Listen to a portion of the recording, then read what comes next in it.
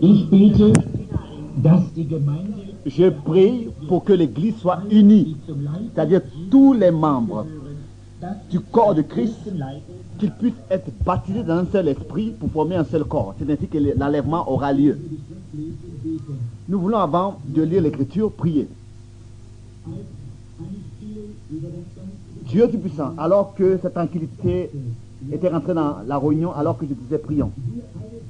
Tous nous sommes conscients ce soir, aujourd'hui, de ce que il y a un Dieu au ciel, comme du temps de Daniel, qui connaît les pensées secrètes de notre cœur. Comme il a été dit autrefois, il y a un Dieu au ciel qui connaît, qui révèle les secrets, les mystères. Tu connais les secrets de nos cœurs, nos pensées secrètes. Je te prie, ô Dieu fidèle, que tu puisses nous révéler ton Fils dans la puissance de sa résurrection.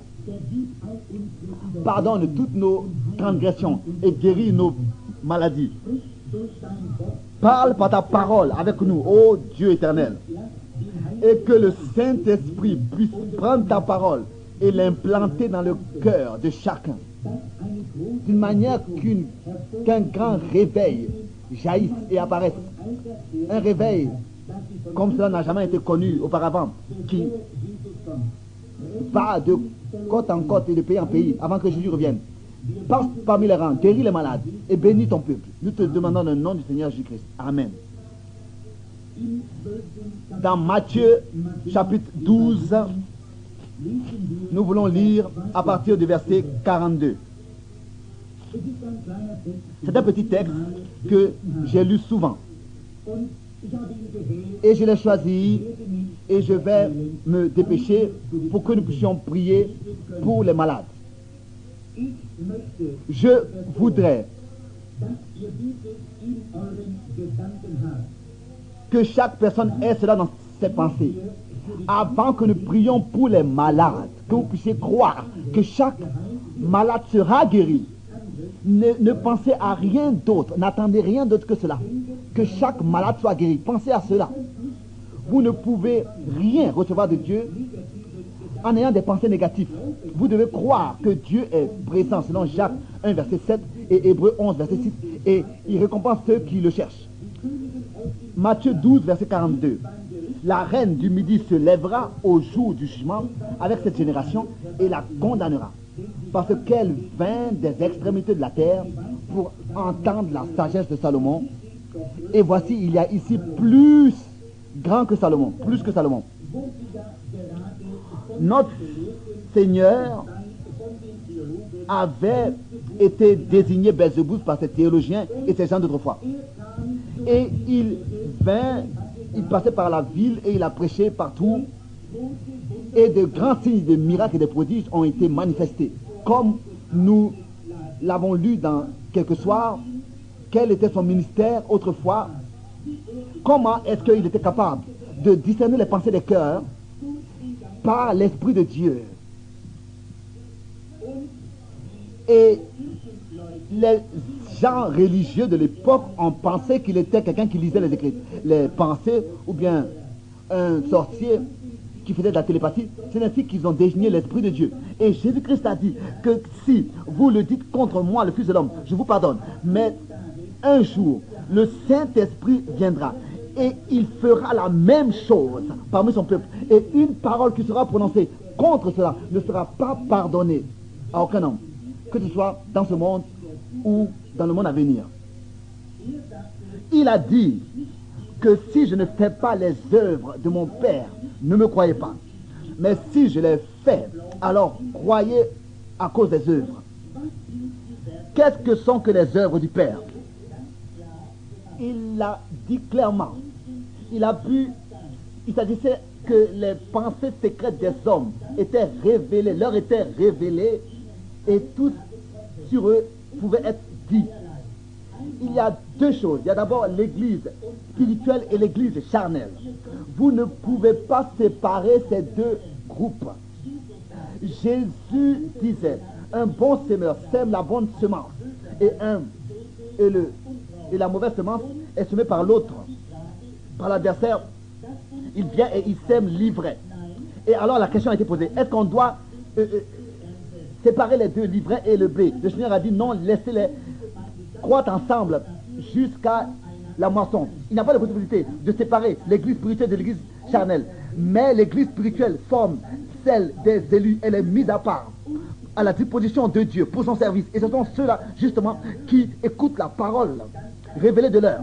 Ça n'a pas d'importance ce qu'on puisse dire. Ce sont ceux-là qui entendent ce que l'Esprit dit à l'église. Nous savons qu'il y en a qui sont prédestinés à la vie éternelle. C'est ainsi que les Saintes Écritures l'enseignent. Il y en a d'autres, c'est ainsi que les Écritures aussi le disent, sont déterminés à la perdition. C'est ainsi que nous le lisons dans Jude, par exemple. Bon, il y a des hommes qui ne vont jamais être sauvés. Ça n'a pas d'importance ce qui se passe. Ils sont, c'est vrai, très religieux. Mais l'esprit antichrist est un esprit religieux. N'oubliez jamais cela, homme. Bénis sont vos yeux si vous voyez et comprenez ce qui se passe dans le royaume de Dieu. Parce que vous ne pouvez pas comprendre ces choses si ce n'est que Dieu vous le révèle. Car toute l'Église est bâtie sur la révélation de l'Esprit de Dieu en ce qui concerne qui est Jésus, c'est-à-dire qu'il est le Fils de Dieu. Alors, à chaque fois que nous prêchons, nous avons plusieurs sortes de personnes mélangées. Et quand la chose surnaturelle a lieu, il y a toujours toute une foule de toutes sortes de personnes mélangées. Du temps de Luther et dans tous les différents âges, c'était ainsi. Et comme l'histoire le dit, c'était pas étonnant que Luther a protesté contre l'Église catholique, mais n'a rien dit contre le fanatisme qu'avait suivi le réveil de la Réformation. Laissez-moi vous dire quelque chose à vous baptistes, par exemple, ou bien à vous, pentecôtistes. Je sais que les pentecôtistes ont beaucoup de choses charnelles aussi parmi eux. Mes frères, parmi eux, parmi les pentecôtistes, il y a un vrai Saint-Esprit, ça c'est vrai. Vous, pentecôtistes, vous qui fixez, qui pouvez regarder à Golgotha et ne pas vous abandonner à des sensations, mais qui regardez à Golgotha et croyez la parole de Dieu, que vous soyez bénis. Vous êtes la crème du miel, du lait. Vous avez les deux, vous avez l'esprit et la parole, pas seulement l'un. Et Jésus-Christ est venu en tant que la parole, et quand il a accompli son œuvre, les gens ont pensé qu'il était quelqu'un d'autre, parce que il pouvait discerner les pensées des cœurs secrets des hommes. Il a dit à Pierre, tu es Simon, tu es le fils de Jonas. Alors que Philippe avait appelé Nathanaël, il a pu lui dire qui est-ce qu'il était. Bon, cela ne vient pas d'une dénomination, non. Philippe a dit à Nathanaël, viens et vois toi-même, et regarde toi-même. Et déjà le Seigneur Jésus lui a dit, regardez un vrai Israélite en qui il n'y a pas de fausseté. Et il a posé la question, mais rabbin, depuis quand est-ce que tu me connais? Et il a dit, avant même que Philippe t'ait appelé, je t'ai vu. Et Nathanaël a dit, tu es Christ, le roi d'Israël. Vous voyez, le vrai élu a reconnu que c'était Dieu. Mais les scribes et pharisiens et les prêtres et les sacrificateurs de l'époque ont dit, mais cet homme est quelqu'un qui fait de la télépathie. Et chacun sait que la télépathie, ça vient du diable. C'est ainsi qu'ils ont dénommé, ils ont désigné l'Esprit de Dieu qui était à l'œuvre autrefois. Ici dans la chair, ils l'ont désigné de Belzébuth, tel que Jésus-Christ s'était manifesté autrefois. Et il a dit que les mêmes œuvres que j'ai faites auront lieu encore, se passeront encore. Et quelqu'un qui dira une parole contre cela ne sera jamais pardonné. Vous voyez le temps, regardez le temps dans lequel nous vivons. Bon, aussi, dès que le Seigneur Jésus-Christ avait dit à la femme au puits ce qui était dans son cœur, elle a dit, nous savons que quand le Messie viendra, il nous dira toutes choses. Mais toi, qui es-tu? Alors il a dit, je suis celui qui parle avec toi. Et elle a laissé son seau, elle est allée dans la vie et elle a dit, venez et voyez, est-ce que ce n'est pas le Messie? Et la Samaritaine croyait le Seigneur, car il était séparé des autres. Et je vais vous dire la chose suivante. Jésus-Christ avait dit, ô toi Capernaum, tu es élevé jusqu'au ciel, car tu penses que tu as les meilleurs prédicateurs, tu as la meilleure religion, tu as le meilleur de tous, tu t'es élevé au-dessus même, jusqu'au ciel. Mais je te dis que tu seras abaissé jusqu'à un enfer. Où est-ce qu'elle est aujourd'hui? Cette ville est au fond de la mer Rouge, la mer morte. Chaque ville qui recevait Jésus-Christ était bénie, et celle qui ne le recevait pas recevait la malédiction. Il était plus qu'un prophète, il était Dieu manifesté dans la chair. Oui. Maintenant, si nous regardons dans les Écritures, je voudrais, dans ces quelques minutes qui suivent, vous montrer certaines choses. Dans tous les âges, Dieu a toujours eu son peuple.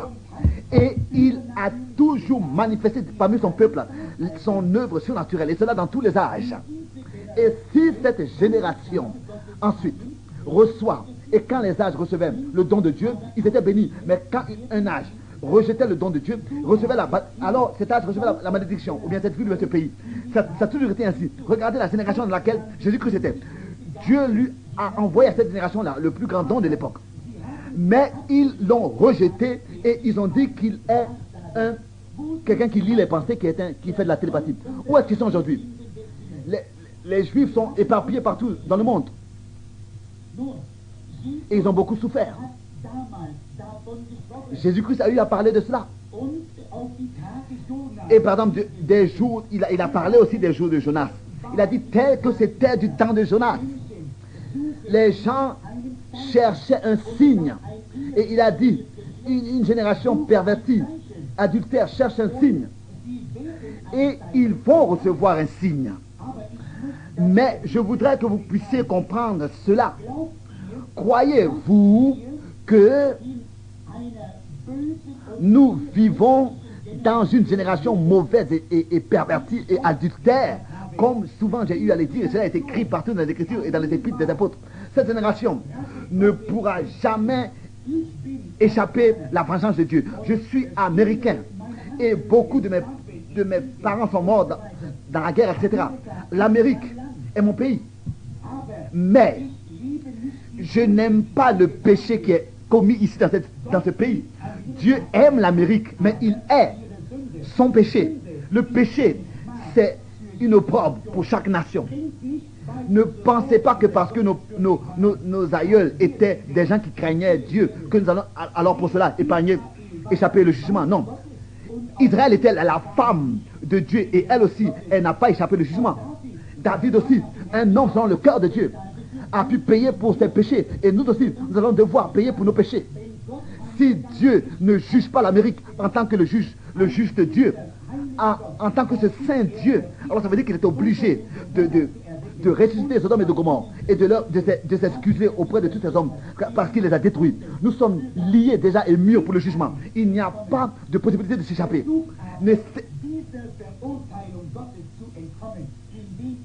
Essayez seulement de vous échapper de ce jugement de Dieu, de cette condamnation de Dieu, en venant en Christ.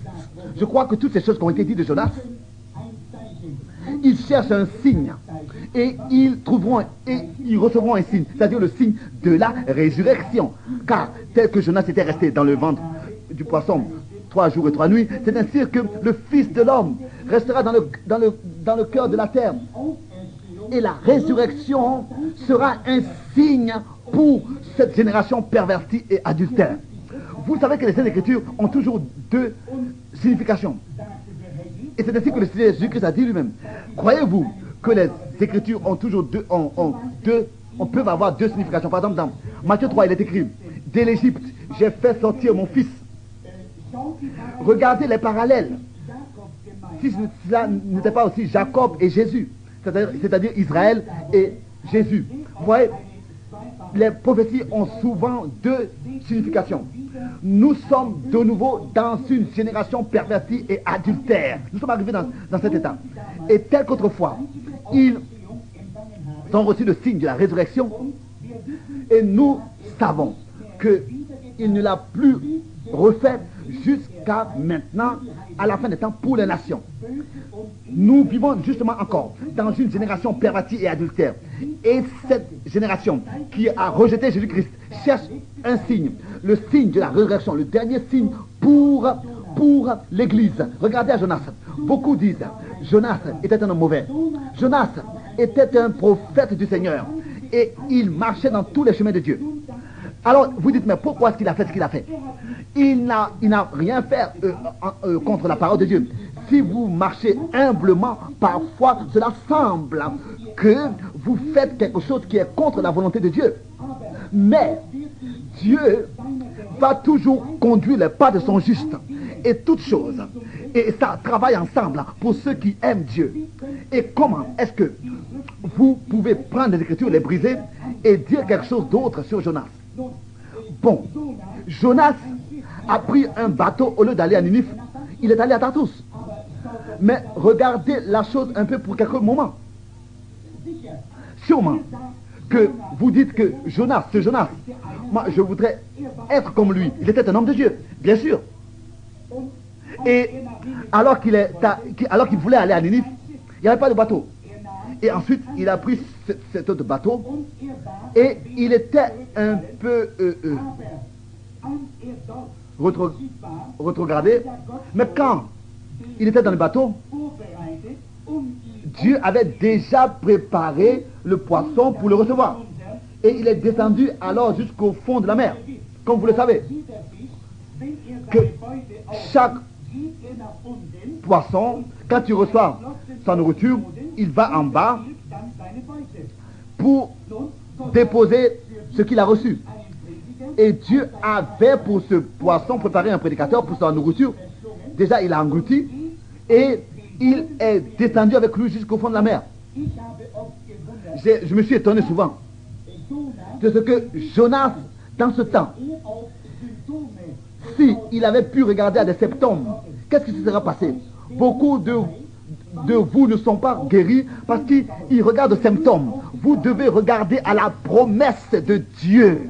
Jonas était au fin fond de la mer, mais regardez la prière et ses paroles qu'il a prononcées. Il avait une assurance des choses qu'il ne voyait pas. Lisez Jonas chapitre 3. Je connaissais un homme, à peu près il y a 10 ans, qui est venu et qui a dit que mon fils est en train de mourir de la dystérie.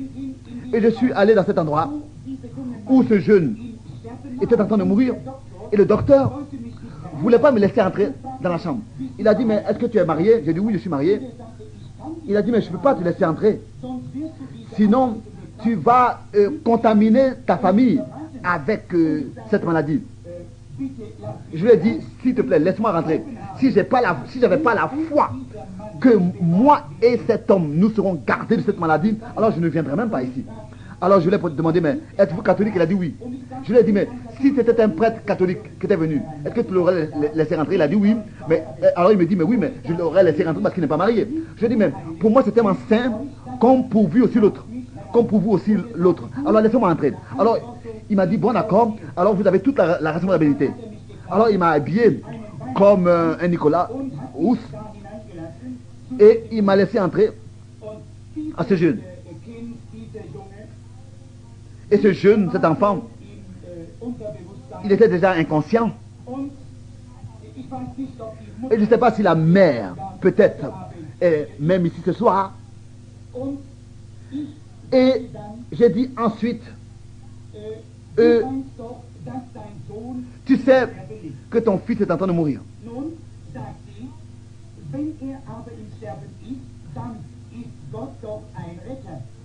Que si ton fils est en train de mourir, Dieu, lui, il est sauveur. Alors je lui ai dit, laissons-nous prier. Alors je suis allé proche de l'enfant et j'ai dit, oh Dieu, créateur du ciel et de la terre, tu as dit que ce que vous demanderez dans la prière, croyez que vous l'avez déjà reçu. C'est ainsi que cela vous sera accordé. Tu as aussi dit que si vous dites à cette montagne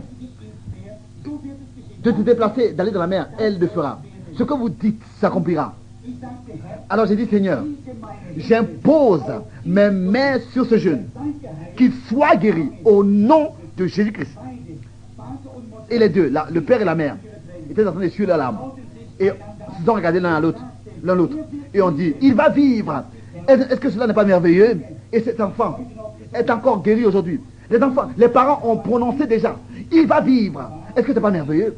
Est-ce que ce n'est pas merveilleux? Il vivra. ils ont déjà remercié le Seigneur pour sa guérison.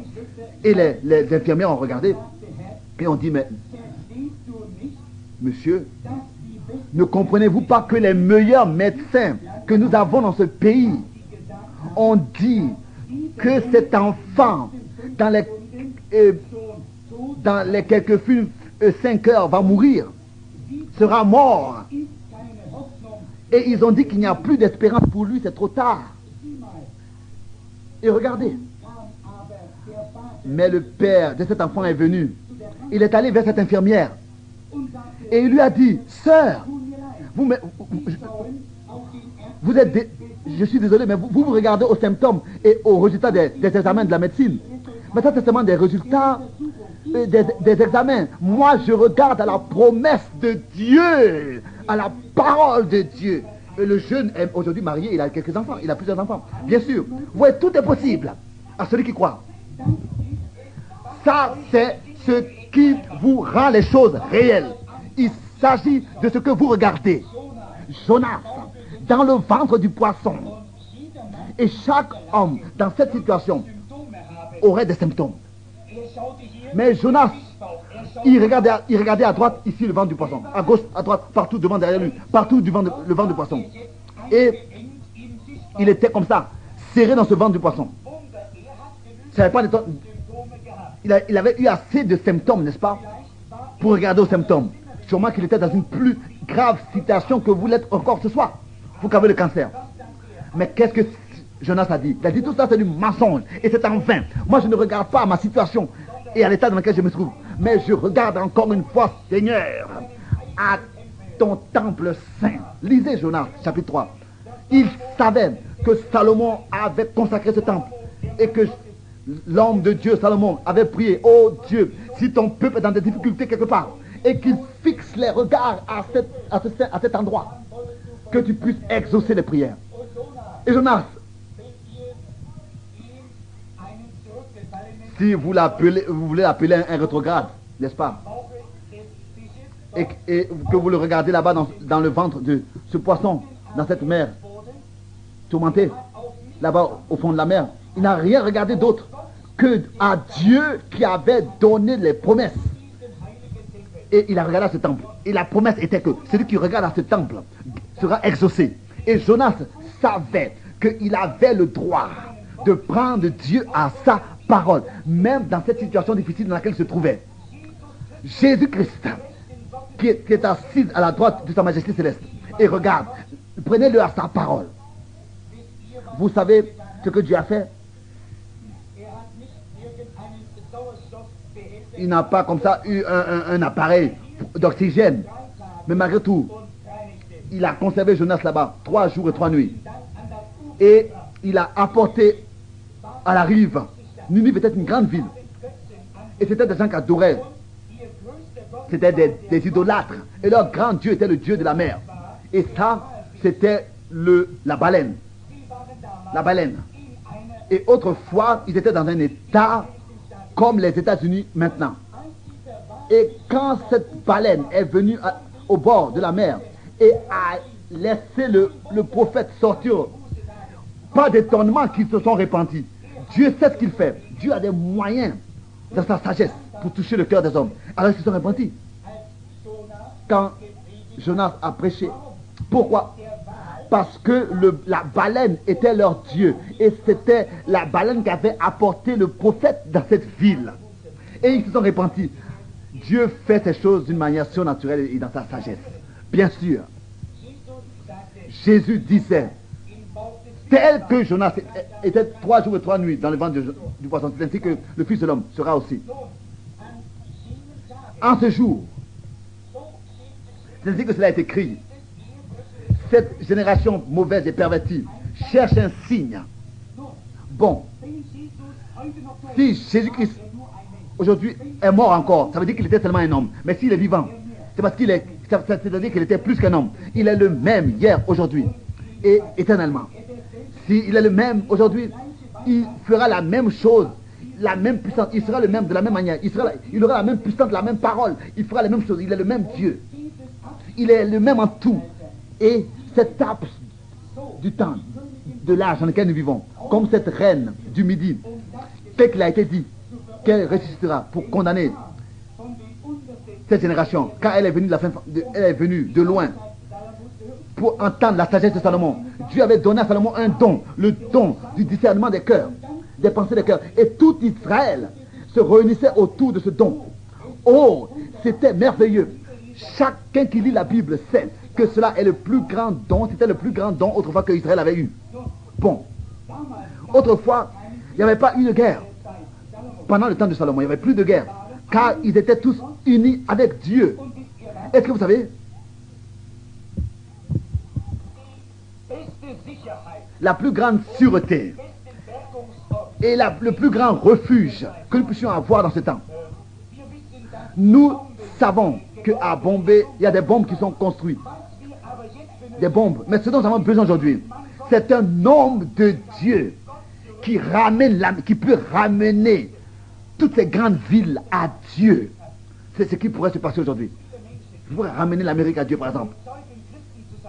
Combien en Amérique ici prétendent être chrétiens et n'ont pas rencontré le Rédempteur?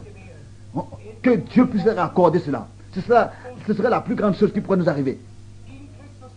De rencontrer Christ. Car en lui seul est notre refuge et notre sûreté. Ce grand don du temps de Salomon. Chacun s'est rassemblé autour de ce don. Et la gloire de ce don s'est propagée dans le monde entier. Chacun qui venait entendait parler de ce don, de ce grand don, et tous croyaient ce que Dieu faisait. Est-ce que cela ne serait pas merveilleux si ce soir, les hommes qui appartiennent aux assemblées pouvaient croire que Dieu a envoyé le plus grand don, le Saint-Esprit, et aussi qui agit dans ce temps encore. Vous, Nazaréens, Pentecôtistes, ça n'a pas d'importance de quelle dénomination vous venez. Alors vous briserez vos barrières et que toute l'église du Dieu vivant puisse être unie. Alors je vous dis que ce serait une puissance de la résurrection qui serait manifestée dans cette nation et un réveil puissant qui irait de côte en côte. Mais chacun a bâti ses doctrines et ses barrières. Mais si nous pouvions être unis, comme du temps de Salomon, sans guerre les uns contre les autres, partout, il parlait de ce que Dieu faisait. Tant que le monde habité connu était autrefois. Cette reine était une païenne, elle venait des nations, mais vous savez, Dieu sauve chacun qui veut être sauvé. Bon, soyez attentifs. À chaque fois que les hommes passaient, ils ont toujours de nouveau entendu parler de ce que Dieu avait fait. Et les hommes étaient touchés. Ils disaient peut-être quelque chose de semblable.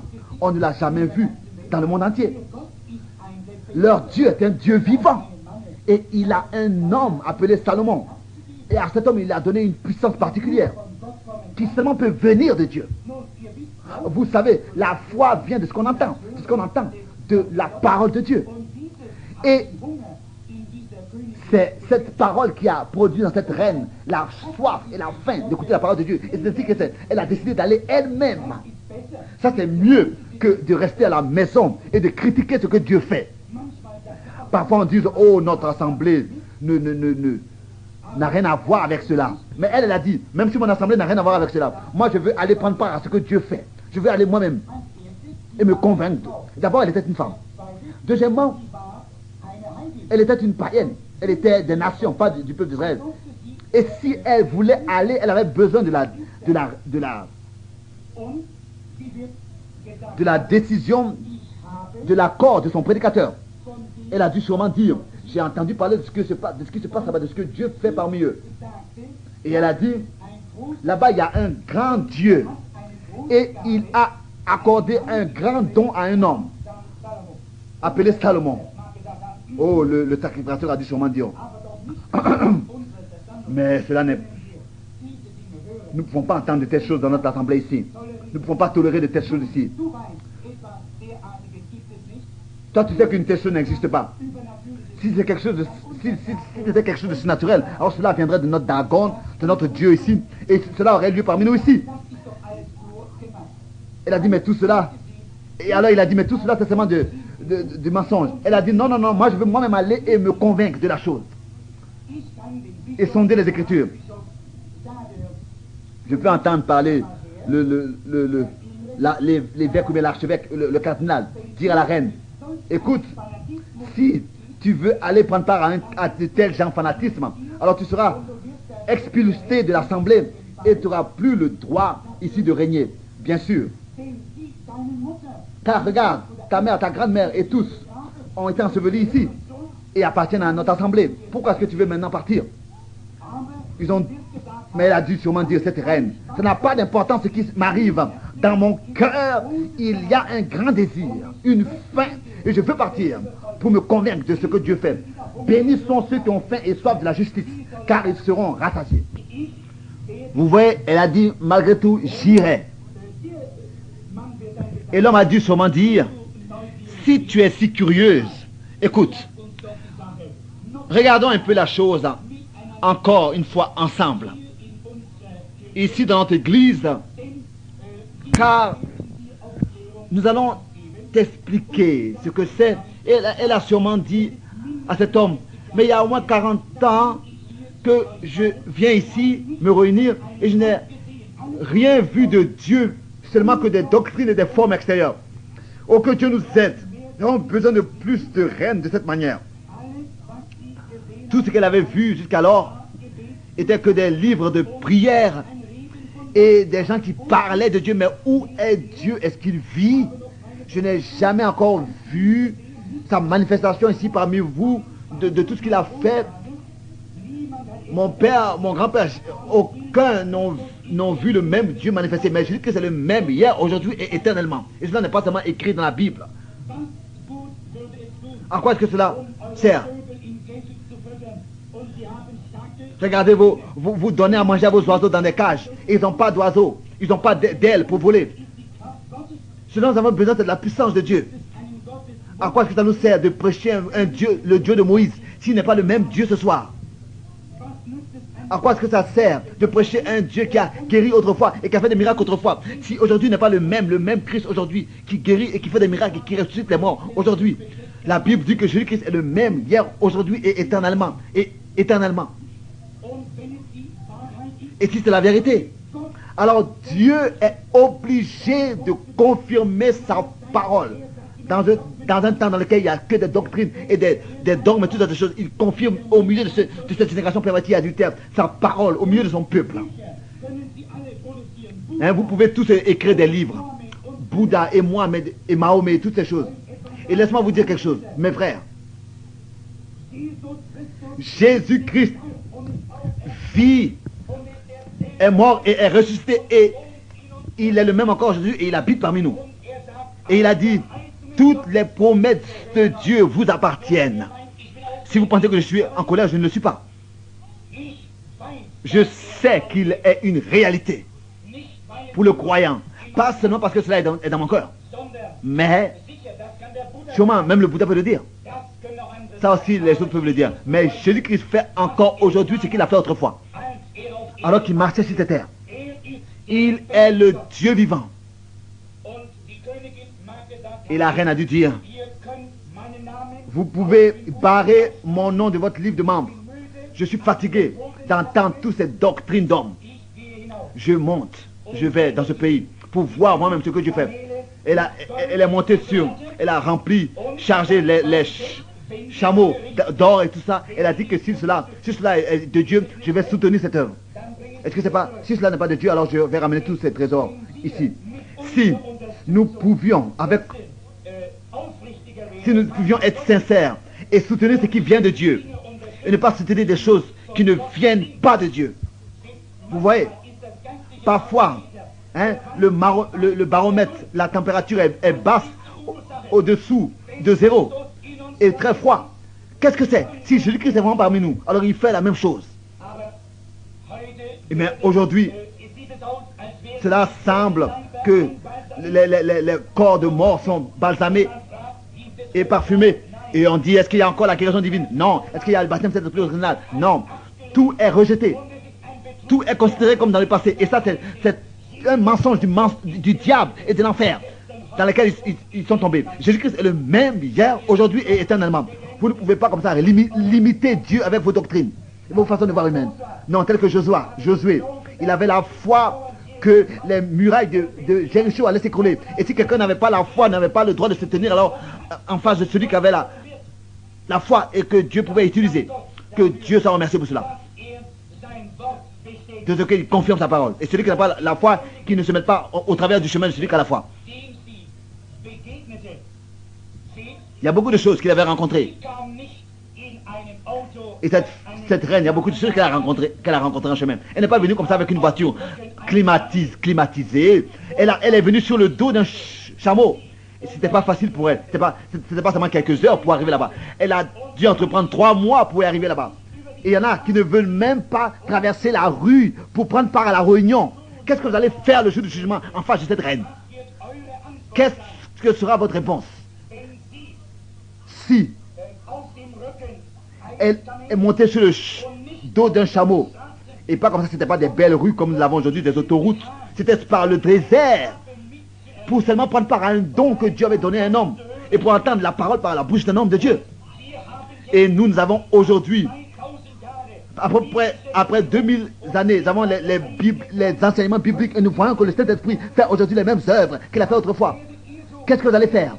Vous, avec vos voitures, avec climatiseurs, et vous qui ne venez pas en réunion avec toutes ces voitures. Vous écoutez Acte Godfrey à la télévision, ou bien j'aime Souci, ou bien tout ça de programme à la télévision. Vous voulez seulement de l'entretien, vous ne voulez plus écouter l'évangile. Parfois, vous choisissez votre prédicateur, et parfois des gens qui n'osent pas dire la vérité, prêcher sur le péché. Ils ont plutôt le style d'Hollywood que rien d'autre. Et ils font que parler de certaines parties et ils racontent des blagues devant la chair pour seulement avoir réunir de l'argent pour payer le prédicateur. Mais tout cela, ce sont des choses et des doctrines faites d'hommes et des organisations. Et le dimanche matin, alors, ils prêchent pendant 10 minutes seulement. Et qu'est-ce qui se passe? Déjà les gens dorment. Et si un prêche et dit des choses qui ne plaisent pas aux hommes, alors ils lui disent d'arrêter et de partir. Ce dont nous avons besoin aujourd'hui, ce sont des gens de Dieu, des hommes de Dieu qui se tiennent là devant la chair, remplis de cet esprit et qui transmettent le message qu'ils reçoivent de Dieu à l'église, sans regarder à qui que ce soit. Elle est venue, cette reine, elle avait soif et faim. Ça n'a pas d'importance ce qui l'attendait. Elle est venue et elle écoutait. Vous voyez, à l'époque, il y avait les fils d'Ismaël dans le désert, c'était des voleurs. Et combien de chameaux, de caravanes de chameaux ont été pillés dans le désert. Sûrement qu'elle a pris des gens avec elle. Mais ces bandes de voleurs étaient en plus grand nombre dans le désert pour piller les caravanes de chameaux. Mais si quelqu'un se met en chemin pour sonder la volonté de Dieu, Dieu va le garder en chemin. Pas un bishop, pas un évêque, un cardinal, ou bien une doctrine. Rien pourra se tenir en face d'une telle personne. Dieu vous prépare le chemin et vous pouvez aller et atteindre le but. Et pour écouter la parole de Dieu. Si c'est un Dieu vivant, il veille sur sa parole et sur son peuple. Quand son peuple est sincère et l'aime sur son cœur. Et il ferait un chemin à son peuple. 3 mois par ce désert chaud sur le dos d'un chameau. Pour prendre part à une réunion. Par le désert, mais Dieu a pris soin qu'elle ait pu arriver sans danger. Il fera la même chose avec vous. Le même Dieu vit encore aujourd'hui. Il est le même. Hier, aujourd'hui et éternellement. Elle vient. Elle vient. Elle arrive à la porte. Il n'a pas tellement dit, où est le pasteur Salomon? Je veux parler avec lui. L'archevêque tel et tel m'a envoyé à lui. Non. Elle a d'abord fait une pause. Elle n'a pas dit, je vais seulement écouter une demi-minute, et s'il dit quelque chose qui n'est pas vrai, je repars tout de suite. Non. Je vous dis, prenez vos Bibles et regardez, et comparez avec les Écritures. Sondez les Écritures. Vous voyez, elle n'est pas venue seulement pour rester un soir. Parfois les gens disent, si aujourd'hui on ne prie pas pour moi, je ne vais plus revenir à cette réunion. Elle a fait une pause et elle s'est reposée pour rester là. Elle voulait rester là jusqu'à ce qu'elle soit convaincue. Oh, si ceux qui viennent aux lignées de prière pouvaient vraiment faire la même chose. Rester jusqu'à qu'ils soient convaincus et qu'ils puissent sonder dans les Écritures. Venir avec leur Bible. Le Dieu de Salomon est le même Dieu ce soir, hier, aujourd'hui et éternellement. Ce qu'il a fait autrefois, il le fait encore maintenant, aujourd'hui. Ne critiquez pas. Soyez sincères et sondez dans l'Écriture. Dans les Écritures. Si cela est vrai ou non. Et vous allez vous tenir du côté des justes le jour du jugement. Ceux qui ont critiqué ne pourront pas se tenir le jour du jugement en face de cette reine. Où est-ce que vous serez le jour du jugement? Où est-ce que vous serez? Dieu prend soin que les hommes puissent le comprendre. Dieu n'oblige à personne de prendre part à ce qu'il fait. Que les prédicateurs le fassent, mais lui ne le fait pas. Dieu ne le fait jamais. Nous pouvons voir qu'elle s'est habillée et elle est rentrée par la porte maintenant. Une grande réunion avait eu lieu, était déjà réunie. Et ici, les pensées des cœurs étaient révélées. Le Dieu du ciel qui peut le faire, qui est seul capable de le faire, elle a pensé en elle-même. Notre Dieu ne peut pas le faire. Nous avons seulement des livres de prière, nous avons des livres et des doctrines et des théories. Et nous avons toutes les années lu dans ces choses. Et nous avons des poésies, etc. Mais ici, il y a un serviteur du Dieu vivant qui peut révéler quelque chose. Et elle est rentrée, s'est approchée, le pasteur Salomon est rentré. Il a parlé du grand Jéhovah. Et il y a eu un cas qui s'est demandé, un cas précis, particulier, qui est venu devant et la vérité, les secrets des cœurs ont été révélés et la lumière a été montrée, la vérité a été révélée et la reine était déjà convaincue. Elle savait que Salomon était seulement qu'un homme, comme tous les autres. Mais elle savait que dans cet homme-là, il y avait un don de Dieu.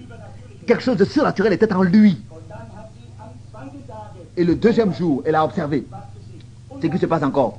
Et elle a pensé, alors moi aussi, bientôt, ce sera à moi de passer par la nuit de prière. Maintenant, c'était à elle. Et la Bible dit que Salomon lui a dit tout ce qui était dans son cœur. Et qu'est-ce qui s'est passé? Elle est repartie parmi le peuple et elle a dit tout ce que j'ai entendu était la vérité. Et on ne m'a même pas dit la moitié de ce que j'ai vu là-bas. Et elle a pris sa position pour la vérité, pour l'œuvre de Dieu dans son temps présent. Et elle est repartie à la maison avec Dieu dans son cœur, avec le Dieu qui fait la chose surnaturelle et qui avait révélé les pensées de son cœur. Et elle a pris position pour l'œuvre de Dieu dans son époque. Le jour du jugement, elle va condamner, elle va se tenir là vers tous ceux qui étaient justifiés, le jour du jugement. Et qu'est-ce qui va se passer pour ceux qui ont dénommé, qui ont nommé Jésus-Christ de Belzébus? Elle va les condamner. Qu'est-ce qu'elle va faire avec cette génération adultère? Qu'est-ce qu'elle a dit? Bénis sont les hommes qui sont devant toi et tous ceux qui sont autour de toi. 1 Roi chapitre 10. Qu'on a grâce de voir ce que Dieu fait. 1 Roi chapitre 10. Bénis tous tes serviteurs. Bénis sont tous tes serviteurs qui sont autour de toi. Car c'est un privilège pour eux de voir ce que Dieu fait dans leur temps. De voir ce que Dieu fait dans leur temps. Jésus-Christ a dit que le jour du jugement, elle se lèvera et qu'elle va condamner cette génération adultère et pervertie. Jésus-Christ est le même hier, aujourd'hui et éternellement.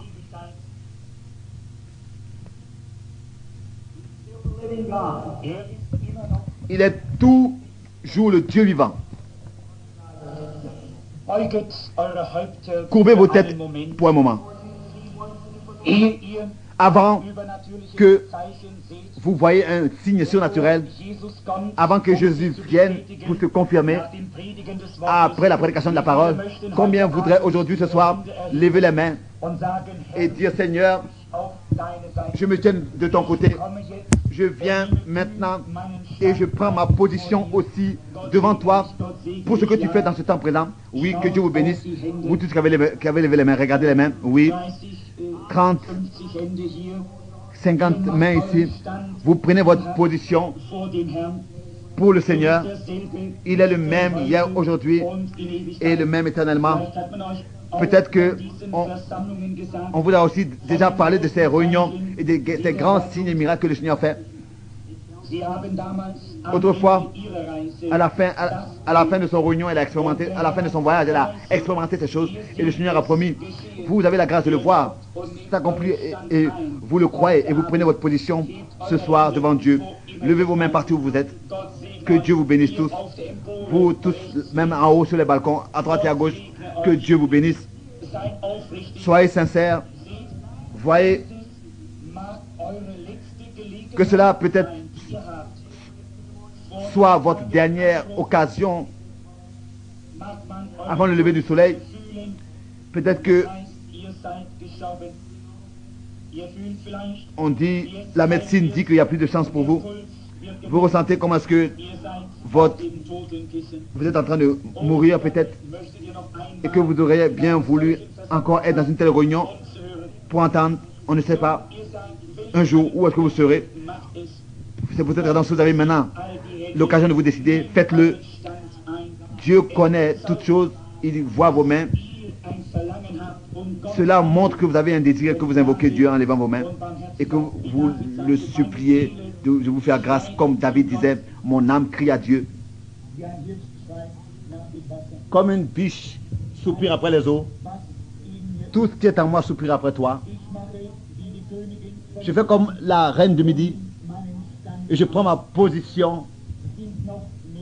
Il y en a encore plusieurs ici qui veulent qu'on pense à eux dans la prière.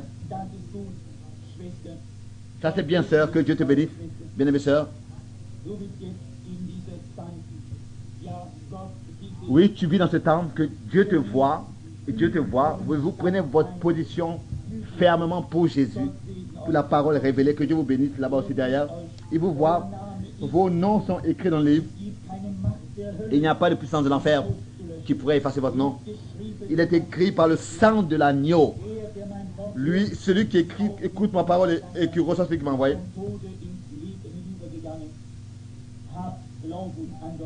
Et passez de la mort à la vie. Croyez Dieu.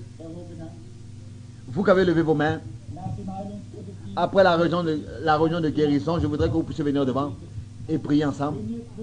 Si vous croyez vraiment, alors je vous assure, sur le fondement des promesses de Dieu, que vos noms sont écrits dans le livre de la vie, car celui qui croit en moi a la vie éternelle. Qu'est-ce que c'est que cette vie? C'est le Saint-Esprit en vous. Et vous n'irez pas dans la perdition, mais vous êtes passé de la mort à la vie. Vous avez en lui la vie. Ô Père Céleste, avant que quoi que ce soit se passe ce soir, déjà beaucoup t'ont reçu et ont levé leurs mains pour te recevoir toi en tant que sauveur. Que tu puisses les bénir, Père. Et ils sont le triomphe de ce message. Que tu puisses les agréer. 200 à 300 mains se sont levées. Ô Dieu, que tu puisses les bénir. Qu'ils puissent avoir la vie éternelle. Que tu puisses les remplir du Saint-Esprit. Tu as dit toi-même que personne ne peut venir à moi si ce n'est que le Père ne l'attire. Tous ceux qui viennent, je ne les rejetterai pas. Et tu les as reçus en tant que don d'amour du Père. Je te prie, Père, que tu puisses les conserver dans ta grâce. Chacun individuellement. D'eux. Ça n'a pas d'importance ce qu'ils auraient fait autrefois.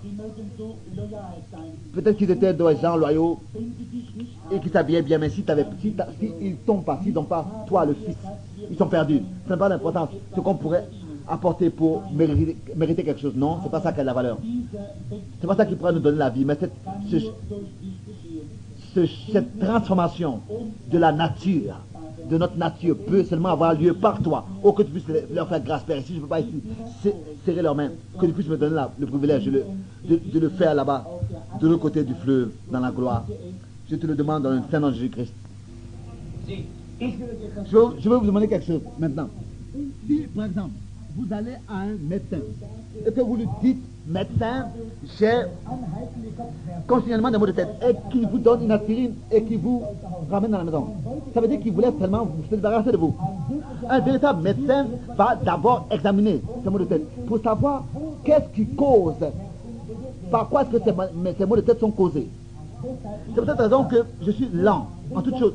Et si Dieu a, mis une malédiction, avait mis une malédiction sur quelqu'un, et que moi j'ôte cette malédiction, vous voyez, vous savez que quand Dieu vous donne un don, vous pouvez avoir des difficultés avec ce don. Si vous ne faites pas attention, c'est pour cette raison que j'ai dit que les gens, quand le don de la prophétie, sont des gens étranges. Et ils sont vraiment étranges. Dieu avait parlé à Moïse, il avait dit, va et parle au rocher. Il ne devait plus le frapper. Et malgré tout, il a frappé pour la deuxième fois. C'était comme si Christ aurait dû frapper deux fois. Et par cela, il a brisé la parole du Seigneur. Que cela soit la volonté du Seigneur ou pas. Mais vous voyez, c'est vrai que Dieu est fidèle, même si nous sommes infidèles. Il a laissé sortir l'eau, mais il a dû corriger Moïse. Élisée était devenu chaud. Il était monté sur la montagne. Et il ne croyait pas qu'il était monté sur la montagne. Et les enfants ont dit, oh toi, chauve, pourquoi est-ce que tu n'es pas monté sur la montagne? Et Élisée le prophète s'est tourné et a maudit ses enfants au nom du Seigneur. Et avant qu'ils arrivent à la maison, 2 sources ont tué 42 enfants. Vous voyez, vous savez que cela n'est pas la nature du Saint-Esprit. C'était des prophètes. Il y avait quelque chose de mauvais là. Vous devez faire attention. Cela ne venait pas de Dieu. Vous devez faire attention avec ce que vous faites avec le don que Dieu vous a donné. Vous, pentecôtistes, et vous, pensez aussi. Je voudrais vous dire, c'est la raison pour laquelle vous ne pouvez pas aller de l'avant. Tous avez des dons. Dieu vous a donné des dons. Dieu a donné à l'église des dons. Il n'a jamais ôté. Moi, je vais vous dire où est-ce que Dieu a donné les dons, la puissance à l'église, et vous montrez-moi où est-ce que Dieu a reçu cette puissance. Il vous a donné cette puissance. Mais tous vous parlez simplement en langue, et vous utilisez, vous avez laissé ces dons comme ça. Dans le désordre, l'un fait ceci, l'autre fait encore autre chose. C'est comme une Babylone au milieu de vous. Mettez toutes ces choses-là à leur place, tous les dons et votre doctrine, les apôtres, etc. Tout doit être à sa place. Et ensuite, agissez conduit par le Saint-Esprit. Et dans l'ordre et dans la crainte, vous allez voir que Dieu est un Dieu d'ordre. Vous voyez, c'est peut-être que les gens ont peur de vous parce que vous vous comportez, vous exercez ces dons sans sagesse. Vous voyez, ayez de la crainte en exerçant ces dons que Dieu vous a donnés. S'ils ne sont pas de Dieu, alors mettez-les de côté. Alors ne les voulez pas de toute manière. Pourquoi est-ce que vous voulez un substitut si le ciel est rempli de choses originales et authentiques? Je voudrais vous poser une question. Vous parmi vous, j'aurais voulu aussi avoir des heures d'enseignement cet après-midi, particulièrement pour les prédicateurs. Je crois que le Seigneur va nous bénir et être avec nous pour le faire. Peut-être que je n'aurais pas dû dire toutes ces choses.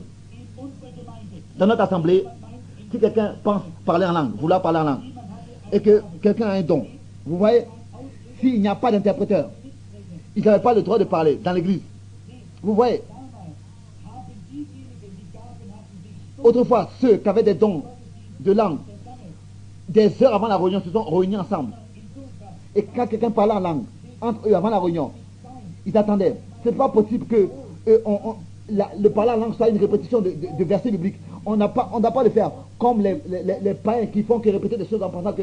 Non, les écritures sont déjà écrites. Et avant que cette prophétie doit être acceptée, il faut que 2 ou 3 puissent rendre témoignage que cela vient de Dieu. La prophétie a été écrite et les noms de ceux qui avaient le discernement ont été aussi écrits. Comme c'est, par exemple, demain après-midi à 2h, il y aura un accident et M. John doit partir de sa maison. Et l'esprit de la prophétie est venu sur lui. Pas là-bas où des pécheurs viennent se réunir pour écouter la parole. Non, mais là où les dons sont exercés. Des réunions où les dons sont exercés. C'est une grande différence entre le don de la prophétie et un prophète. Un don de prophétie peut aujourd'hui venir sur lui et demain sur l'autre. Ce sont les 9 dons de l'esprit dans l'église. Mais un prophète est né prophète. Un prophète est né prophète. Pendant toute sa vie, il a le ainsi dit le Seigneur. Mais le don de la prophétie doit être examiné, doit être testé. Vous n'avez jamais vu que quelqu'un aurait le droit de se tenir à côté de Jérémie, bien d'Ésaïe, et d'examiner sa prophétie et de tester. Non, non, non.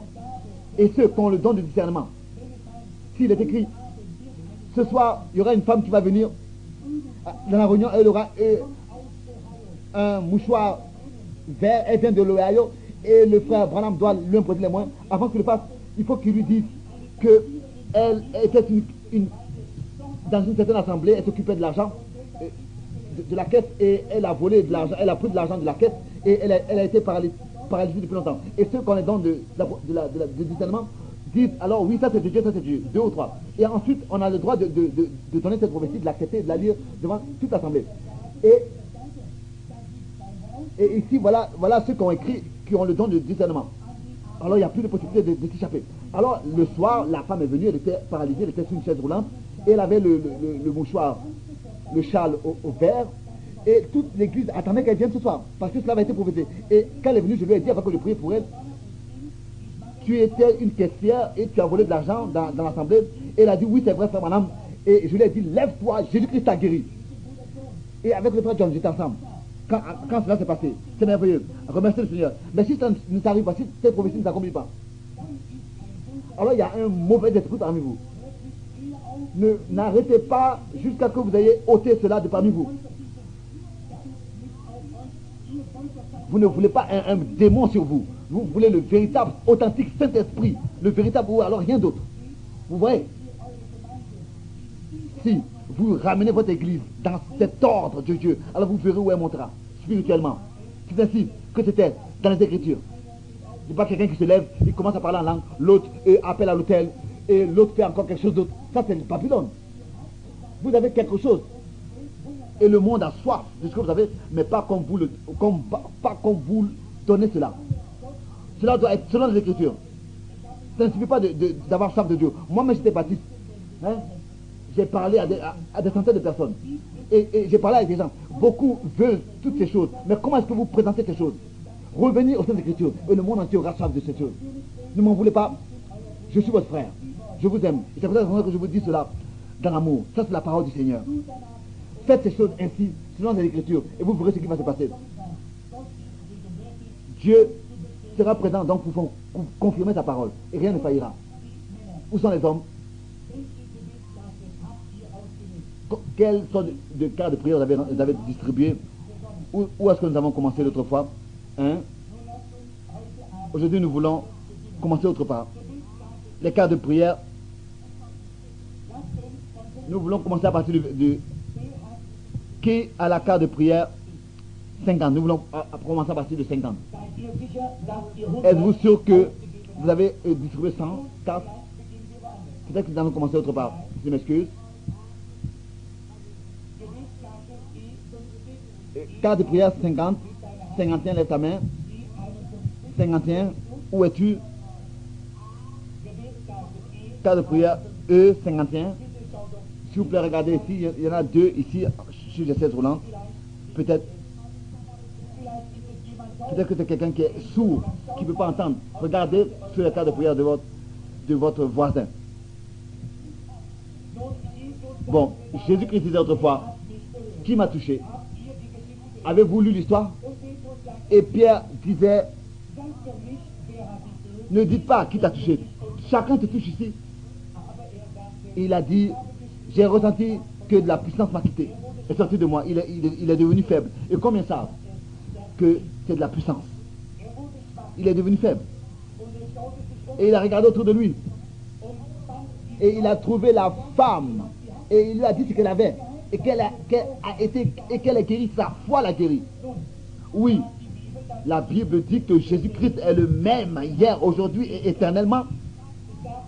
Est-ce que la Bible ne dit-elle pas que maintenant il est grand sacrificateur qui compatit à notre faiblesse, pas seulement autrefois, comme du temps de Salomon, mais encore maintenant.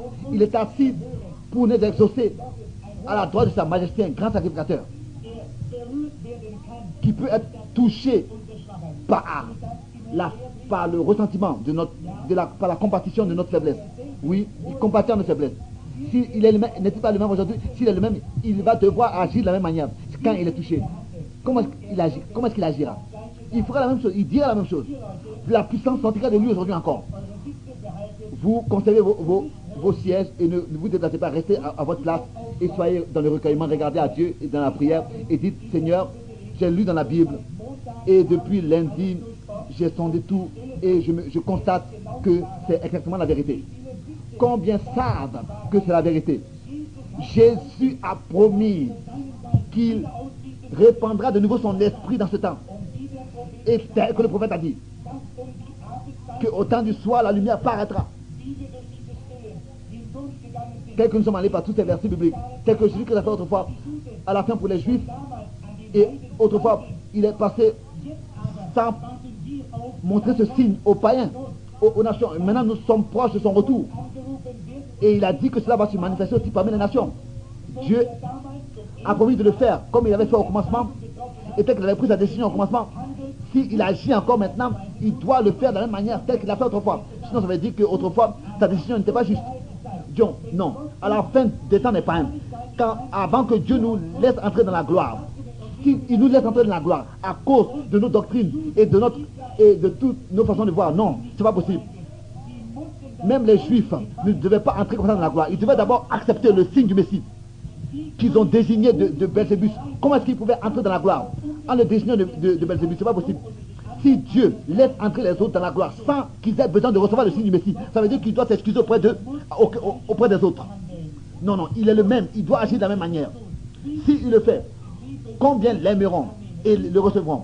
S'il n'a pas accepté que les autres entrent dans la gloire, parce qu'il avait rejeté le signe du Messie, il va le faire encore aujourd'hui. Pour tous ceux qui le rejettent et qui le désignent de Belzébus. Nous sommes ici à ta disposition pour servir le Seigneur. L'ange de l'Éternel que vous voyez sur la photo est maintenant sur la plateforme. Ainsi dit le Seigneur. Je prends chaque esprit sous mon contrôle pour la gloire de Dieu. Faites comme cela vous est dit et vous verrez la gloire de Dieu. Soyez dans le recueillement. L'ange est là. Est-ce que c'est lui l'homme? Sans que je sache, il n'y a personne que je connais en dehors du Dr. Veil. Vous m'êtes tout étranger. Et regardez à Christ. Regardez, si l'ange de l'Éternel, cette colonne de feu, le même esprit qui était sur Christ, n'est pas ici, il manifestera la même vie. Si ce n'est pas la même vie, il ne sera pas manifesté. Chaque arbre est reconnu par ses fruits. Même la science sait. Et les églises le savent aussi. Qu'est-ce que vous ferez avec cela? Dans la Bible, il y avait un homme appelé Philippe. Il a trouvé son ami Nathanaël et il l'a amené à la réunion. C'était la première fois que Jésus rencontrait Nathanaël. Il a dit, tu es un Israélite dans lequel il n'y a pas de fausseté. Et il lui a dit, depuis quand est-ce que tu me connais, rabbin? Et il lui a dit où est-ce qu'il était avant même de venir à la réunion. Est-ce qu'il peut faire la même chose encore aujourd'hui? Je ne le connais pas, mais il peut faire la même chose aujourd'hui encore. Il peut te dire où est-ce que tu étais avant la réunion. Sommes-nous étrangers l'un de l'autre entièrement? Tu m'as salué ce matin, alors que nous allions au déjeuner. C'est la première fois où nous nous sommes vus. Nous nous sommes vus ce matin en venant ici. Je sais seulement que tu étais un jeune homme. Je t'ai rien posé comme question, n'est-ce pas? Et tu m'as jamais rien dit, n'est-ce pas? Oui, merci. Si le Seigneur me révèle pourquoi est-ce que tu es ici, je pourrais dire que tu es malade, je poserai mes mains, mais si le Seigneur peut me révéler quelque chose de ta vie, de quelque chose que je ne peux rien savoir, ça ne peut être qu'un miracle, n'est-ce pas? Et vous savez qu'un miracle ne peut pas être expliqué. Ce serait un grand miracle que même mon frère puisse se lever de sa chaise roulante et marcher. Ce serait un plus grand miracle que Dieu me révèle quelque chose de ta vie, de ton cœur. Comment est-ce que cela se passe? Vous voyez, où est-ce que vous êtes chrétien? Est-ce que quelqu'un peut venir prendre ma place? Vous êtes la bienvenue. Vous pouvez prendre ma place ici, vous chrétiens. Quelqu'un que je ne connais. Merci. Est-ce qu'il y a quelqu'un que je connais dans la salle? Est-ce qu'il y a quelqu'un que je connais dans la salle? Vous voyez, personne lève les mains. Personne lève les mains. Je connais personne. Ou alors c'est Dieu, ou bien alors j'ai menti.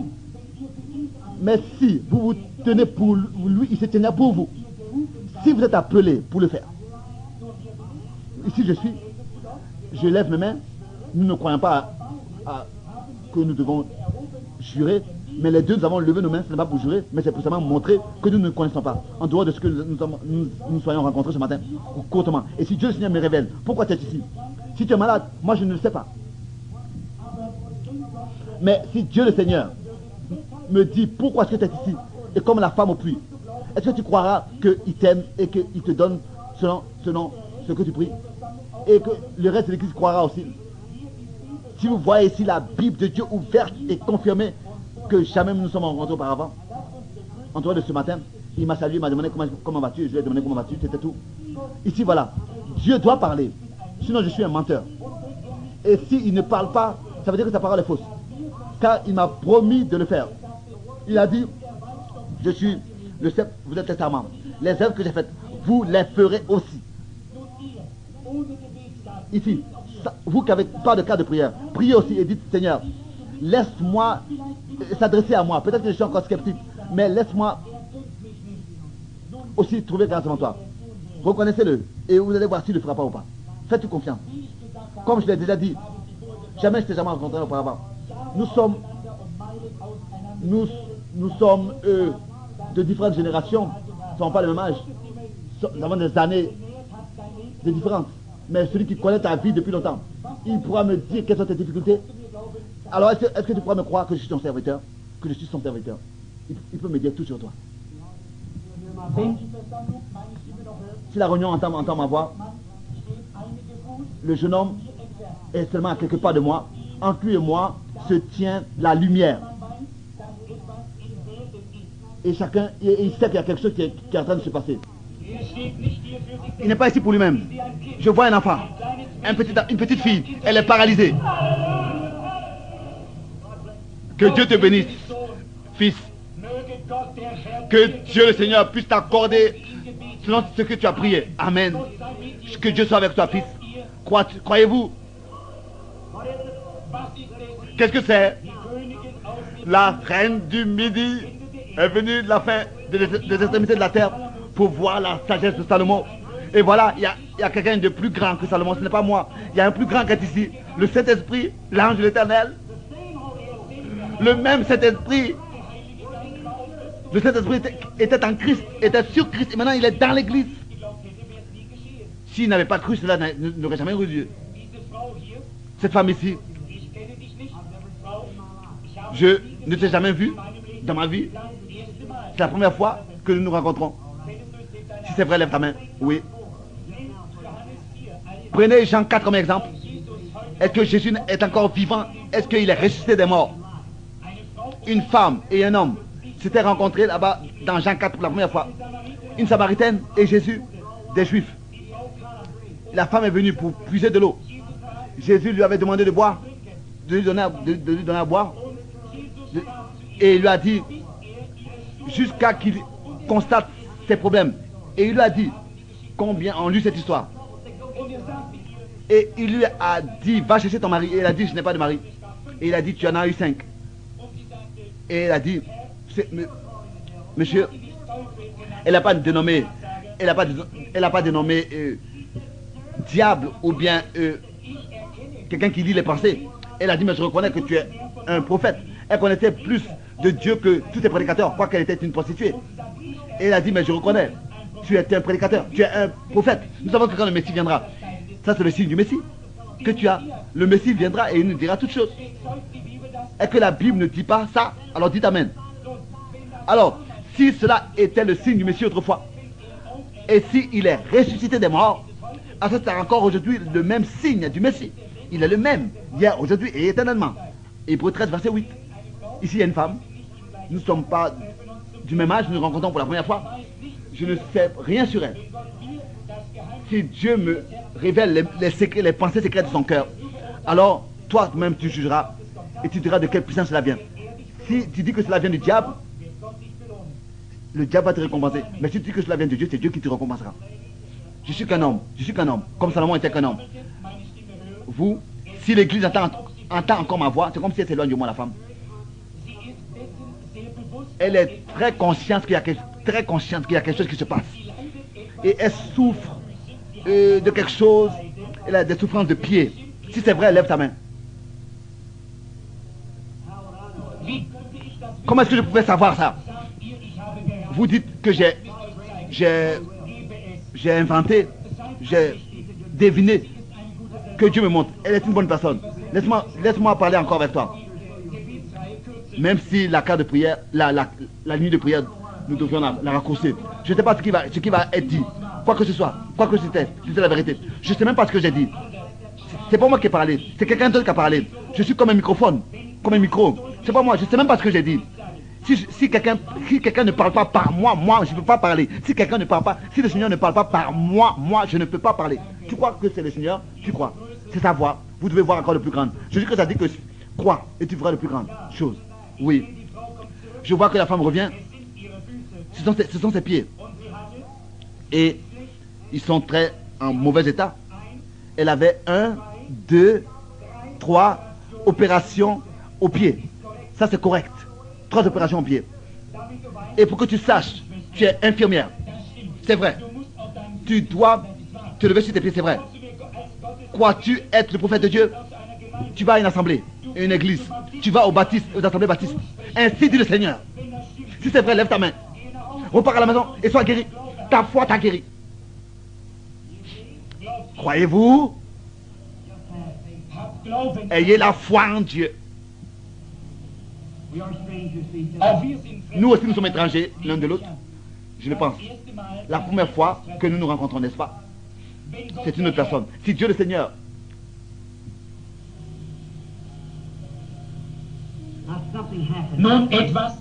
il y a quelque chose qui s'est passé. Un moment, s'il vous plaît.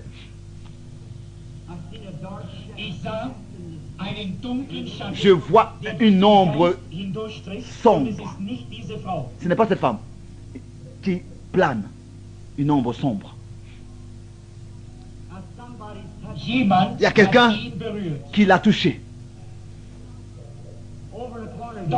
Là-bas, dans le coin, c'est l'épilepsie. C'est l'épilepsie. Tu as l'épilepsie, femme. Et c'était cette ombre sombre. Ne t'inquiète pas. Cela t'a quitté. Crois à Dieu. Tu as touché le Seigneur. Je vais voir. Femme, as-tu une carte de prière? Non, tu n'as aucune carte de prière. Je ne te connais pas. Je ne t'ai jamais vu. Tu n'as pas de carte de prière. Mais ta foi. Tu as touché qui? Tu as touché le Seigneur. C'est ta foi qui a touché le grand sacrificateur. Et le diable a été mis en colère. Et c'est peut-être la raison que j'ai vu cette ombre sombre. Si cela revient, résiste-lui dans une foi ferme. Il s'éloignera de toi. Cela t'a quitté. Cela t'a quitté. Toi, femme, crois-tu que Dieu me révélera pourquoi tu es ici? Est-ce que tu croiras? Tu souffres de quelque chose. Je vois que cela est mis sur ton bras. Et tu as de la haute tension, c'est vrai. Tu as de la haute tension. Je vois dans une... le docteur dit que cela est trop haut pour ton âge. Je ne peux pas savoir, je n'étais pas avec toi. Mais je suis en train de te voir, j'étais là-bas. Mais Dieu sait tout ce que tu as. Tout ce que tu as fait, tout ce que tu as vu. Et j'étais là-bas, là où tu étais, dans ce cabinet du docteur. Il y a quelque chose d'autre qui est fou avec toi. Je vois qu'il fait quelque chose d'autre. Le docteur fait quelque chose d'autre. Il t'a examiné, tu as aussi des problèmes de cœur. Ça, c'est la vérité. Et tu as une maladie de peau, et cette maladie de peau est en bas de ton bras, sous tes aisselles. Et tu as quelque chose aussi avec Dieu. Sais-tu que Dieu sait qui tu es? Frau Sears et Madame Sears, c'est exactement ton nom. Repars, Jésus-Christ t'a guéri. Tu sais que cela s'est passé. Crois Dieu. Bien-aimée sœur, je ne te connais pas. Jamais je t'ai vu de toute ma vie. Mais Dieu te connaît. Si Dieu me révèle, pourquoi est-ce que tu es ici? Est-ce que tu me croiras d'être son serviteur, son prophète? Tu es ici pour que je puisse prier pour tes yeux. Quelqu'un dira, mais sûrement, et pour des vers, c'est peut-être la raison qu'il a dit. Non, nous voulons voir. Tu as aussi des problèmes, des douleurs de nerfs, très graves. Les yeux et les nerfs. Madame Mathieu, tu peux repartir à la maison heureuse. Jésus-Christ t'a guéri. Et cela a ôté tout doute de toi. C'est pas vrai? Crois Dieu. Ne doute pas. Vous voyez, je deviens faible. L'église commence à croire, faites confiance. Jésus-Christ est ici sur la plateforme, lui-même. De cette manière, il agit par son esprit, il est le même Jésus-Christ. Là-bas dans l'église, là-bas vous le croyez, il est dans cette salle. Jésus-Christ est dans cette salle. Cette femme là-bas, qui est assise, avec cette peau de maladie, avec cette maladie de peau, crois-tu qu'il peut te guérir? Oh, c'est en ordre, c'est en ordre. Tu peux recevoir ta guérison. Et la femme, à côté de toi, la deuxième à côté de toi, elle a la même maladie de peau que toi. Si vous croyez que je suis le prophète de Dieu, imposez-vous les mains les autres. Imposez la main qui est à la femme qui est entre vous deux. Elle a des problèmes de diabète. Et vous trois, vous devez être guéris. Soyez guéris. Au nom de Jésus-Christ. Croyez Dieu. Vous êtes guéris, vous trois. Vous voyez? Croyez seulement. Qui que ce soit qui l'appelle, vous savez comment cela se passe. Moi, je fais que voir cette lumière. Et si cette lumière vient sur quelqu'un et s'arrête, ça veut dire que je fais attention à la vision et à ce que je vais voir. Jésus-Christ a dit que je ne fais rien en dehors de ce que je vois faire le Père. Et c'est ce que le Fils fait aussi. Il voyait dans une vision ce qui devait se passer. En vérité, je vous le dis, le Fils ne peut rien faire en dehors de ce qu'il voit faire le Père. Alors le Fils fait de la même manière. Ensuite, ils l'ont dénommé malgré tout Belzébus. Télépathie. Quelqu'un qui... Les télépathies, ces gens-là ne prêchent pas l'évangile et ne prient pas pour les malades et ne prêchent pas la vérité et honorent pas Jésus-Christ. C'est votre foi en Dieu. Il est un Dieu vivant. C'est votre foi qui vous guérit. Ce n'est pas moi. C'est Dieu qui le fait. Soyez dans le recueillement. S'il y a quelqu'un qui est en train de prier. Je vois une jeune femme au lieu de te voir. Je ne sais pas où est-ce qu'elle est. C'est comme si elle s'éloigne de moi.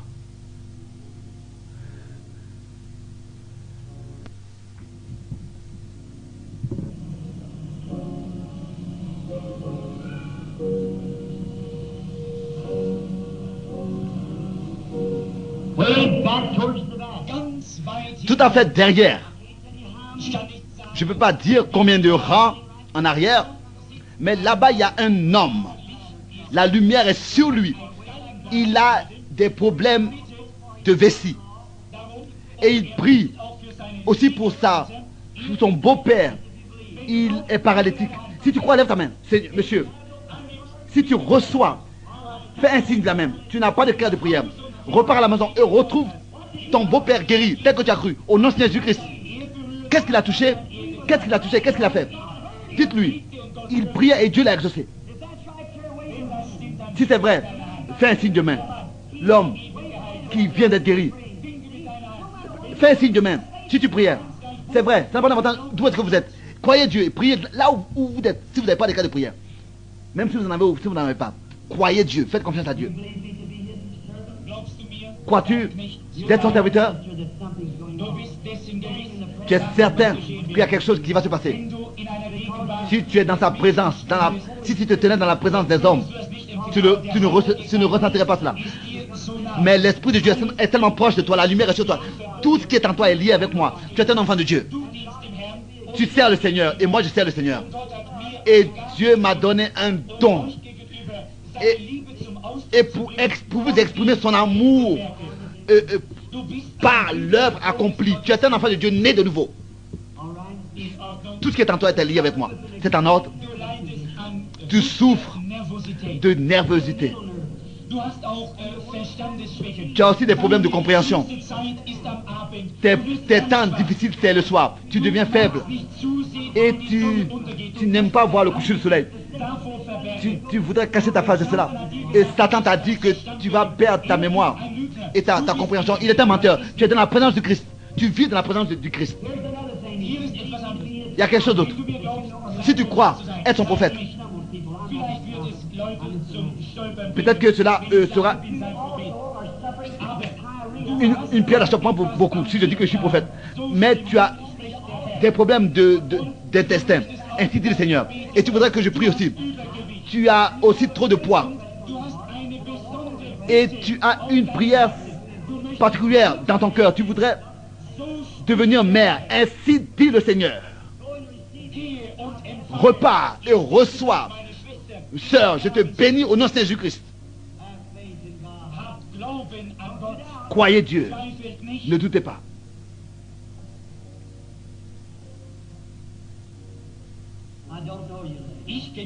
Je ne te connais pas, femme, mais Dieu te connaît. Crois-tu que je suis son serviteur?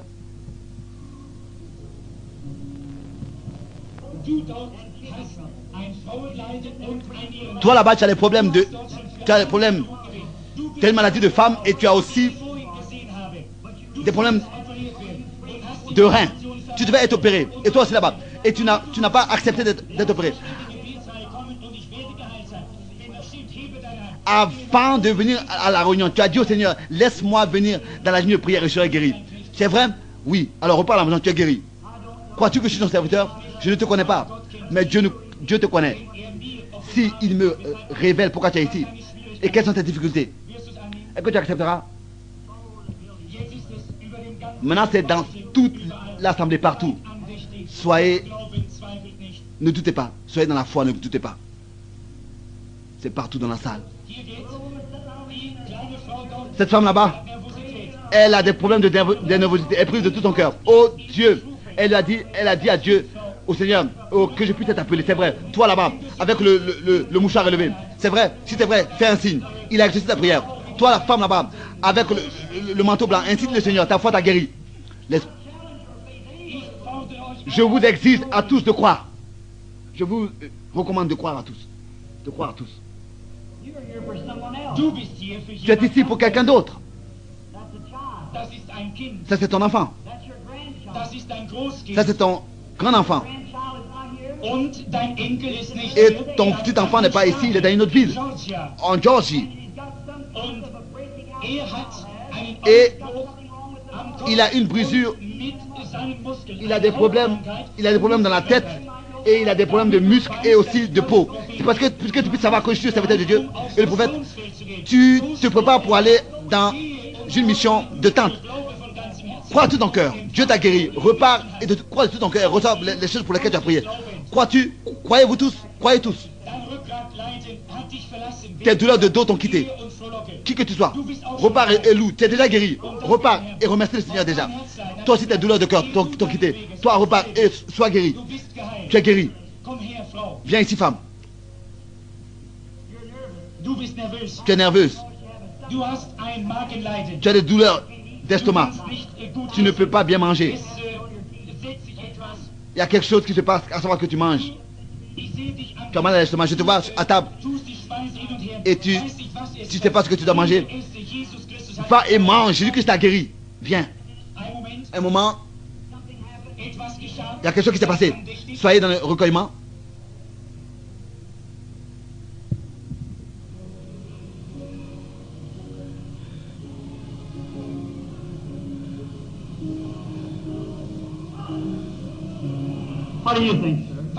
À quoi est-ce que tu penses, monsieur?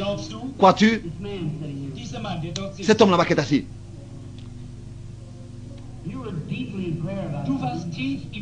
Tu étais profondément dans la prière à cause de quelque chose et tu as cru. Je ne te connais pas. Mais tant que je sache, je ne t'ai jamais vu de ma vie. Si Dieu me révèle, pourquoi est-ce que tu es ici? Est-ce que tu croiras que je suis ton serviteur et prophète? Tu as des crampes de nerfs. Si c'est vrai, lève-toi. Tu feras quelque chose pour moi en tant que frère. Et que tu me reconnaîtras en tant que serviteur de Dieu et prophète. Arrête de fumer. Et Dieu te guérira. Arrête de fumer. Tu le fais. Ça va, lève ta main. Et promis au devant le Seigneur, promets devant le Seigneur que tu le feras. Sois guéri. Promets au Seigneur. Tes douleurs de cœur aussi, pendant que tu tenais là, ont été guéries. Repars et remercie le Seigneur. Faites attention à l'assemblée. Je vais vous montrer quelque chose. Dans cette assemblée, il y a un grand pourcentage de gens ici souffrent de nervosité. Comme cet homme. Tu es très nerveux. Toute personne qui souffre de nervosité, levez-vous. Partout. Comment est-ce que vous pouvez appeler tous ces gens? Et ils croient tous. Regardez, ils croient tous. Ils sont tous croyants. Regardez, ils croient. L'esprit me dit qu'ils croient. Levez-vous, regardez combien ils sont. On ne peut pas les appeler tous. Levez-vous tous, vous tous qui souffrez de nervosité. Je vais vous montrer quelque chose de Dieu. Je vois, tu essayes de descendre d'une marche et tu as de l'athlétisme. Que chaque personne qui a cette maladie puisse se lever.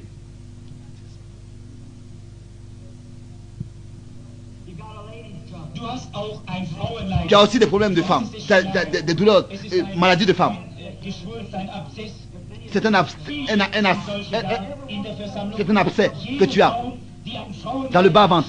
Toute femme qui souffre de cette maladie de femme, levez-vous. La nervosité. C'est comme presque une brûlure. Tous ceux qui sont nerveux se sont levés. Oh miséricorde, ici il y a une ombre sombre. C'est le cancer. Crois-tu que Dieu va te guérir? Je le sais. Oh, ça c'est juste. Mère, que chacun qui a le cancer se lève. Il me touche déjà. Je suis en train de tomber parce que j'ai plus de force. Un moment, s'il vous plaît. Oh, Dieu vous connaît tous. Je suis sincère avec... J'ai été sincère comme je peux le faire avec vous tous. Si j'ai trouvé grâce devant vous, croyez-vous que je vous ai dit la vérité et que Dieu le confirme?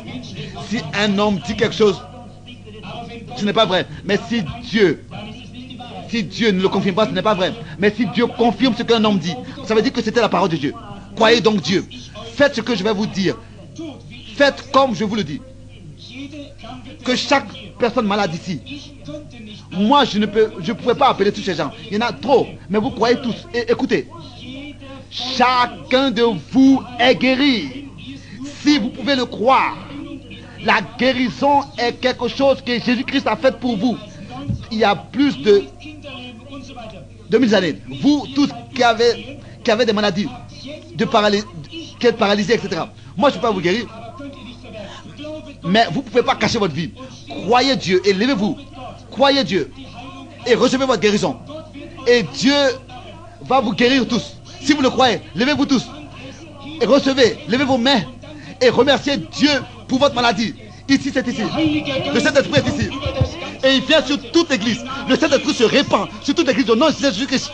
J'ordonne au diable de quitter cette assemblée et de quitter tous ces hommes. Que chacun soit guéri ici par la puissance de Jésus-Christ, par les maîtresses de Jésus-Christ, dans sa présence. C'est peut-être ce que je demande. Amen. Dieu est une réalité. Dieu est une réalité. Il vit aujourd'hui encore. Autrefois, il vit encore aujourd'hui. Le Dieu vivant. Croyez au Dieu vivant. Croyez au Dieu qui fait quelque chose. Quittez cet endroit. Ne doutez pas. Repartez à la maison, joyeux et heureux. Croyez qu'il vous a déjà donné toutes choses. Tout ce dont vous avez besoin.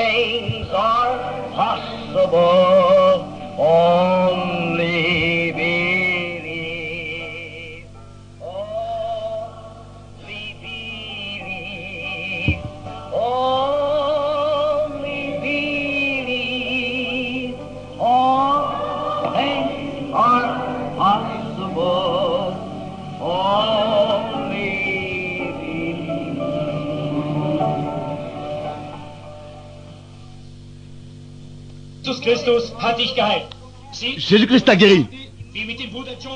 Comme avec le frère John. Cela s'est passé. Remerciez le Seigneur. Mais ça ne se passe pas. Alors, il y a un mauvais esprit parmi vous. N'arrêtez pas jusqu'à que vous ayez ôté ces fausses prophéties du milieu de vous. Vous ne voulez pas un démon sur vous. Vous ne voulez pas comme ça des fausses espérances. Ou alors le vrai Saint-Esprit dans l'église ou rien d'autre. Si vous ramenez votre assemblée dans cet ordre, en accord avec les Écritures, vous allez voir où elle va monter spirituellement. C'est ainsi que c'était dans les Écritures. C'est comme ça qu'ils l'ont fait. Ce n'est pas quelqu'un qui se levait et parlait en langue, et l'autre appelait à l'hôtel, et l'autre faisait encore d'autres choses. Ça, c'est les Babylone. Vous avez quelque chose de vrai. Et le monde a soif de ça, mais pas comme vous le donnez. Vous voyez, vous désirez chercher Dieu. Moi-même, j'étais baptiste. Et j'ai parlé avec des baptistes, des presbytériens. Et des centaines de ces gens, ils veulent recevoir ces choses authentiques. Mais comment est-ce que l'Église présente ces choses au monde? Revenez aux Écritures. Faites comme Dieu l'a dit. Et le monde entier pourra désirer ces choses et le recevoir. Ne m'en voulez pas. Je suis votre frère. Je vous aime. Ça, c'est la parole du Seigneur.